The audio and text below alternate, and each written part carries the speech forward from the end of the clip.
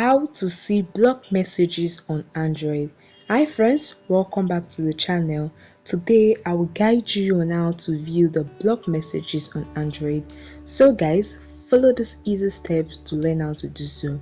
Alright, the first method is checking the blocked messages in the default messaging app. So navigate to your messaging app either in your home screen or your app drawer. Just locate the messaging app and tap on it to open it.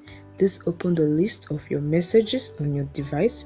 Alright, for the purpose of this video, I'll try to block a message and I'll guide you on how to see the block message and other messages I've blocked previously. Alright, let's look for a message I can block. I'll make use of this message. To block it, I'll just tap and hold on it. The menu appears above and I'll select the block option. The cycle icon is the block option. Just select it, and as you can see, I can either choose to block and report as spam or only to block. So I'll just uncheck this. Just to block, I tap on yes, and as you can see, the message has been blocked. Alright, now to check and see these blocked messages, here's what I can do. I'll just tap on my profile icon in the top right corner of the screen.